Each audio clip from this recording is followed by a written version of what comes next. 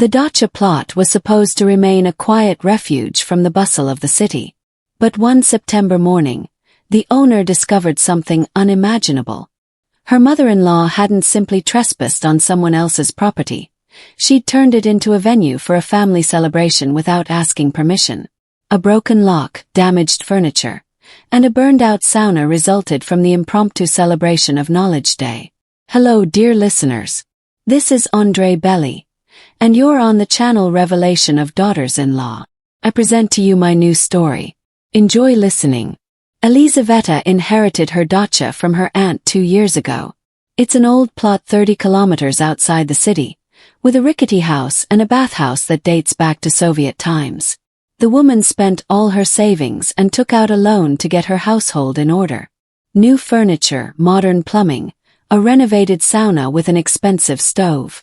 All of this cost her nearly 1,000,000 rubles and countless hours of stress. Her mother-in-law, Nana Efremovna, was lukewarm about the renovations. The woman believed her daughter-in-law was wasting money that could have been spent on her son, Igor. She was especially irritated by the fact that not everyone was allowed into the dacha.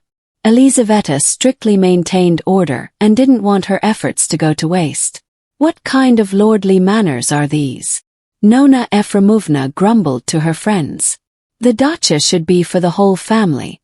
She's put locks on it like some kind of fortress. Igor usually agreed with his mother, but he didn't dare engage in open conflict.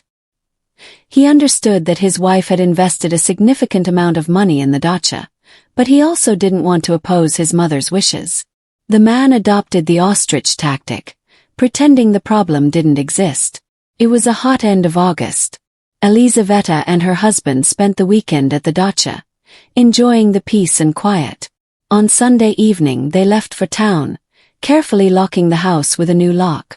The work week lay ahead, and the following weekend they planned to invite their friends over for a barbecue. Meanwhile, Nana Efremovna was hatching grand plans. September 1st fell on a Saturday this year, and she decided to throw a family celebration to celebrate her granddaughter's first grading anniversary. Naturally, her daughter-in-law's dacha seemed the most suitable place. Why let it go to waste? She reasoned, calling her relatives. Let's get the whole family together and celebrate properly. The fact that the dacha's owner had refused to consent to the event didn't bother Nana Efremovna.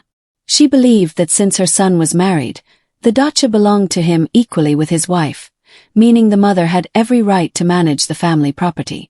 On Friday evening, the mother-in-law arrived at the dacha with her brother and brother-in-law. The men unceremoniously broke the lock on the gate and then forced down the front door. Nana Efremovna was pleased. Now she could calmly prepare for the holiday. Saturday began early. By 10 a.m., about 20 relatives of various ages had arrived at the property. The children ran around the grounds, while the adults settled into the house and onto the veranda. Nana Efremovna felt like a full-fledged hostess and happily showed off her renovated home to her guests. "See how expensive the furniture is," she boasted, without mentioning who paid for it all. "And the sauna has a Finnish stove, they say, 100,000. The celebration was gaining momentum. People sat on the new furniture with drinks and snacks, not caring much about the upholstery. The kids spilled juice on the sofa. Someone placed a hot pot directly on the polished table, leaving an unsightly white mark. Rustling chip bags and greasy hands left marks on the light-colored chairs.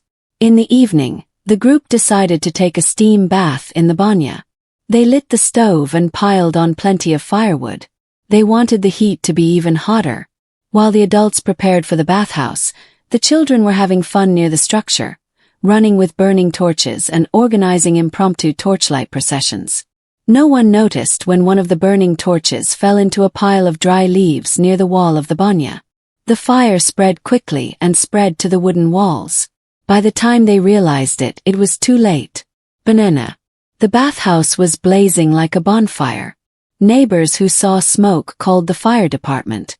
The firefighters who arrived extinguished the fire, but the bathhouse was almost completely destroyed. All that remained were blackened walls and a pile of ash where the expensive Finnish stove had been. "What are you saying?" It was just an accident, Nana Efremovna explained to the firefighters. Children will be children, they didn't notice. The relatives quickly packed up and left, leaving the owner to deal with the aftermath. The property presented a sad sight. Trash, empty bottles, damaged furniture in the house, and the charred ruins of a bathhouse. Elizaveta learned of the incident on Sunday morning from a neighbor. The woman arrived at the dacha and was stunned by what she saw. The damage was enormous. The furniture would have to be completely replaced, and the bathhouse would have to be rebuilt. Rough estimates put the restoration cost at least 500,000 rubles. Igor arrived after his wife and stood silent for a long time, looking at the devastation. He knew his mother had done something irreparable, but as always he didn't know what to do. Mom says it was an accident, he muttered. Nobody set the fire on purpose. It was an accident, Elizaveta exploded. They broke the locks and made a mess here without permission. This isn't an accident, this is arbitrary action. My wife spent the entire week assessing the damage, calling in appraisers, collecting receipts and documents, calculating the losses. The total was substantial. 480,000 rubles for the furniture, 200,000 for the bathhouse, plus cleaning and dismantling. The following Saturday, Elizaveta arrived at her mother-in-law's with a folder of documents and a calculator. Nana Efremovna greeted her daughter-in-law with feigned cordiality, apparently hoping to brush the incident under the rug. Come in, let's have some tea," she fussed. It was certainly an unpleasant incident, but what can you do? It happens to everyone. This is the first time this has happened to me, Elizaveta replied coldly, laying out the documents on the table. And I hope the last time my mother-in-law saw the total damages, her face would take on an unhealthy hue. 680,000 rubles. That amount of money was astronomical for a pensioner. Have you completely lost your nerve? Nana Efremovna exclaimed. What other 500,000? The furniture was second-hand, you know that. And the bathhouse was old. It was time to tear it down anyway. The furniture was bought a year ago, and I still have all the receipts. The bathhouse has been completely renovated and has a new stove. The appraisers confirmed everything, the daughter-in-law replied calmly. To hell with your appraisers, the mother-in-law finally lost it. Igor, come here. Look at what your wife is doing. The son emerged from the room with a sour expression. He already knew about his wife's visit and was in trouble. Your precious wife is demanding exorbitant amounts of money from me for some kind of damage. Nana Efremovna began to wind herself up. 500,000, can you imagine, for old junk? I've never had that kind of money. Elizaveta silently handed her husband a folder of documents. Igor leafed through the appraisal reports, looked at the photos of the devastation, and studied the receipts. Mom, did you ask permission before throwing a party there? He asked unexpectedly, quietly. What permission? The woman protested. My son has a family, which means I have rights to the family property. The dacha isn't family property. It was inherited by my wife and belongs solely to her, Igor continued, not looking up from the documents. You broke the locks on someone else's property, Mom. Nana Efremovna opened her mouth, but found no words. She'd been counting on her son as usual to side with her.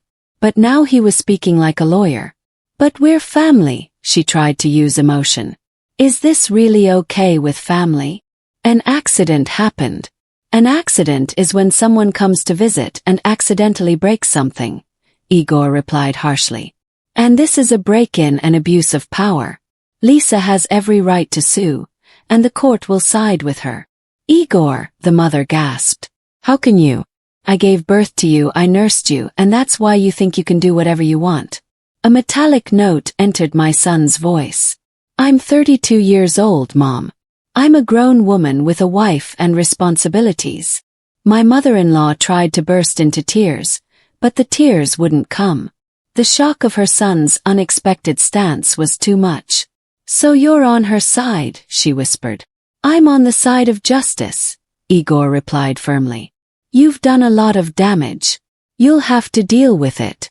Nana Efremovna tried to bargain, offering to pay in installments, begging for discounts, but Elizaveta was adamant.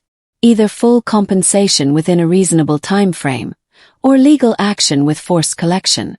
Ultimately, the mother-in-law had to sell her one-bedroom apartment and move in with her daughter in another city.